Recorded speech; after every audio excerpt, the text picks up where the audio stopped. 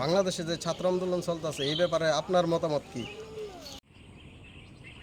বাংলাদেশে বর্তমানে যে ছাত্র আন্দোলন চলছে, আমার মনে হয় এটা সম্পূর্ণভাবে একটা ভারত বিদ্বেষী আন্দোলন। কারণ ছাত্ররা যে উদ্দেশ্য নিয়ে আন্দোলন করছে, উদ্দেশ্যটা কিন্তু ভালো। তারা চাইছে তারা দেশের যে রিজার্ভেশন আছে, রিজার্ভেশনটা শেষ করার জন্য। কিন্তু এটার পিছনে আমার মনে হয় চায়না বা পাকিস্তানের যে তালিবানি যে চিন্তাধারা সেটা কাজ করছে। কারণ তাদের উদ্দেশ্য হলো বাংলাদেশে ভারতের যে ভালো ভালো প্রজেক্টগুলি চলছে সেগুলিকে বন্ধ করা। নয়তো আদালত তো তাদের বলেছে যে তাদের কিছুদিনের জন্য অপেক্ষা করার জন্য, বা তাদের যে মাননীয় এমপি স্যার আছে সুমন, এই সুমন স্যারও বলেছে যে অপেক্ষা করো, আদালতের রায়ের অপেক্ষা করো, দেখো তারপর কী হয়। কিন্তু না, তারা সরকারের সাথে কথা বলতেই আগ্রহ না। আমার মনে হয় আমার ভারতে থাকা যেসব বাংলাদেশ থেকে বাইরা এই যে আন্দোলনটাকে তারা সমর্থন জানাচ্ছে, আমার মনে হয় এটা করা উচিত না। তাদেরও ভাবা উচিত এই যে মুক্তিযোদ্ধা, এই মুক্তিযোদ্ধা কারা?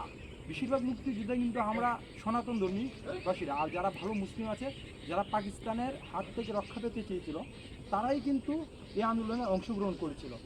আর সরকার তখন বুঝেছে যে এইসব লোকদেরই সামনে আনা দরকার, তার জন্য কিন্তু তাদের এই 30% যে কোটাটা সেটা দিয়েছিল। আমার মতে সেটা থাকলে তারা এই দেশে যে আমাদের তাদের যে সনাতন ধর্মের লোকগুলি আছে, আর যে ভারতপ্রেমী বা অন্যান্য ভালো মুসলিমগুলি আছে, তাদের জন্য ভালো হবে। আর এটা ভারতের পক্ষে রাখবে আমার মনে হয় কোটাটা থাকলে।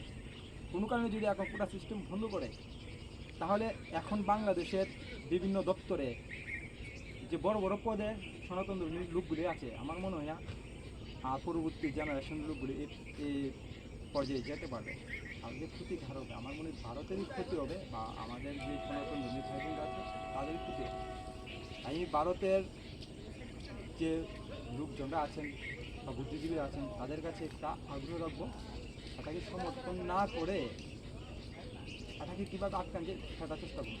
তারপরে ভারত সরকারের কাছে অনুরোধ করুন, যদি কোনো কারণে বাংলাদেশ সরকার ভারত সরকারের কাছে অনুরোধ করে যে কীভাবে এটাকে দমানো যায় বা সাহায্য চাই, আমি বলবো ভারতবর্ষ হিসেবেও এই বাংলাদেশ সরকার যে বর্তমানে যে সরকার, হাসিনা সরকার, আওয়ামী লীগের যে হাসিনা সরকার, ওনাকে সমর্থন দেওয়া দরকার। নয়তো কোনো কারণে যদি হাসিনা সরকার যদি পড়ে যায়, তাহলে বিকল্প কে আসবে? বিএনপি। আর বিএনপি যতবার ক্ষমতায় এসেছে ততবার এই দেখেছি আমার সনাতন ধর্মীয় অবলম্বীদের কীভাবে তারা আঘাত এনেছে। আর এখন যদি আনে, আমার মনে এটা আরও সনাতন ধর্মাবলম্বীদের বিশেষ করে অনেকটা ভয়ানক হয়ে দাঁড়াবে। ধন্যবাদ।